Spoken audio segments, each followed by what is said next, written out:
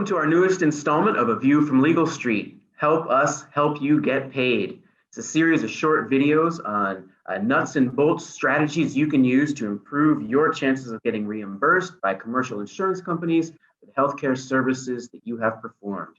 I'm Zach Rothenberg, the co-chair of the litigation practice group here at Nelson Hardiman in Los Angeles.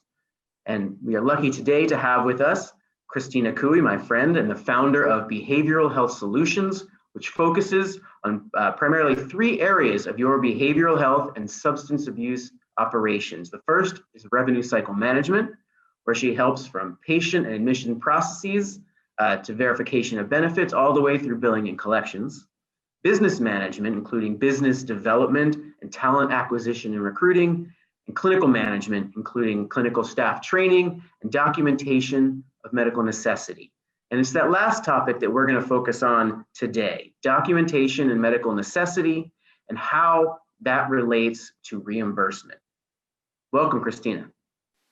Thank you for having me, Zachary. You bet. First question, let's keep it really general. What is medical necessity?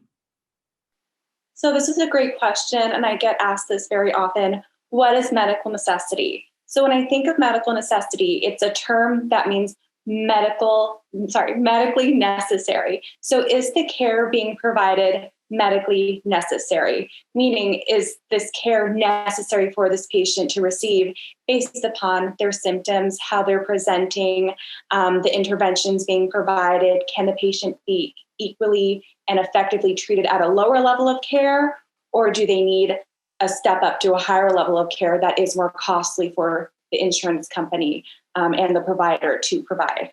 Okay, and connect the dots for us. This is generally a series of videos on reimbursement. How does medical necessity relate to reimbursement? Why is it important to help providers get reimbursed for their work? Absolutely. So the higher level of care, or the more specific the treatment is, typically it costs more for the provider to provide, for example, residential treatment compared to outpatient treatment. So in residential treatment, you're providing 24-hour staff, nurses, doctors, and so forth, versus outpatient, where the client typically comes in for 1 hour or 2 hours of care, and then they leave. So typically residential treatment is a lot more costly than outpatient treatment.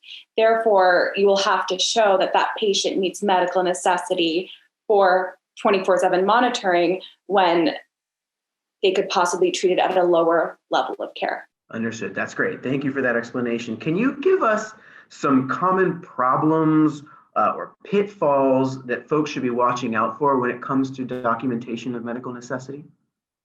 I would say the most important thing would be to document. So I can't stress that enough. If it isn't documented, it didn't happen. As a provider, we see our patients face to face. We know what symptoms they're struggling with, and we know why they need treatment. But the insurance companies, they either have the verbal confirmation or they have the medical records to go off of. So when you're writing your documentation, you want to make sure that you're just being as specific as possible with regards to the patient's symptoms. So if your patient feels depressed, as evidenced by what? Do they have bouts of crying? Are they tearful? How often are they crying? What's their mood on a scale of 1 to 10? Difficulty eating, how much are they eating? Difficulty sleeping, how many hours are they sleeping? So you're being very specific and you're telling that patient's story. Got it. That's great. And I know one hot topic for insurance companies and regulators alike is the issue in the substance abuse industry of drug testing. So what are some common issues that you've encountered when it comes to the clinical documentation concerning drug tests, and in particular, positive tests? Absolutely. Well, I would want to take into account, is the testing medically necessary? So why are you testing that client in the first place? You're going to document that. And how are the test results being addressed in treatment? So if the patient tests positive, how are you addressing that in your clinical care? Is the treatment plan being altered? Are you going to change the goals that they're working on and so forth, and the interventions being provided?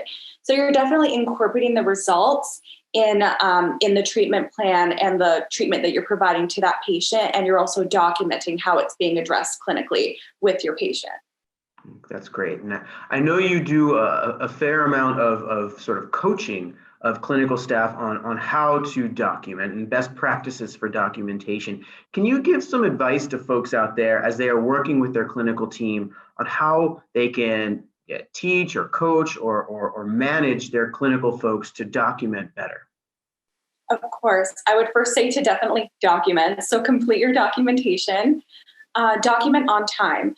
So I think the best advice I can give is right after that session you have with your patient to complete your notes right after, because the clinical information is fresh in your mind. You know how that patient's presenting. You just had your session with them. So it's completely fresh in your mind and you're able to conceptualize that case and document it well. So I would say doing it on time, doing it right away, being as specific as possible, and also focus on what that patient is presently working with or experiencing. So rather than redundant information or copies and pastes, I would want to see how is this patient doing today versus last week, or how are they doing today versus saying how they were presenting when they first admitted. So payers don't really want to know how they felt like a month ago. They want to know how is the patient presenting today and what are you doing and working with that client clinically.